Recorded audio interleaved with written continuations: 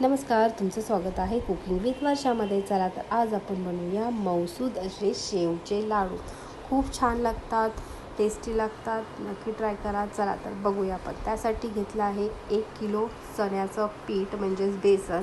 त्याच्यामध्ये चिमूटभर मीठ टाकलं आहे, 1 टेबलस्पून हळद टाकले आहे. ते छान पाण्यामध्ये मिक्स केलं आहे. सरभरीत असं करून ठेवायचं आहे, अर्धा तास भिजत ठेवायचंच आहे. त्यानंतर कढई चढवायची आहे, त्याच्यामध्ये तेल ओतायचं आहे.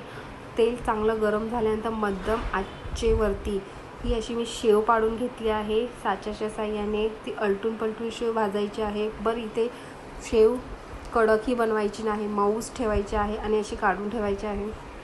अशी मी सर्व शेव हाताने चुरून ठेवली आहे. थोडीशी गरम असताना चुरून ठेवली आहे. नंतर मी मिक्सरला अगदी 1 फेरी मारून आल्यानंतर हे बघा, ही अशी बारीक शेव झाली आहे. अगदी 1 फेरी मारायची आहे मिक्सरला. नंतर मग इथे एक मोठं पातेलं घेतलं आहे, त्याच्यामध्ये 1 ग्लास पाणी घेतलं आहे. मग 1 ग्लास पाण्यामध्ये मी अर्धा किलो पिठी साखर ॲड केली आहे. ती छान मिक्स केली आहे. आता इथे आपल्याला एक तार येईपर्यंत हा पाक तयार करायचा आहे. हे पाकातले लाडू आहेत, खूप छान लागतात, मऊसूद होतात. हे बघा, इथे मी डिशमध्ये पाणी घेतलं आहे. त्याच्यामध्ये हा पाकाचा 1 तुकडा ॲड केला आहे, 1 थेंब ॲड केला आहे.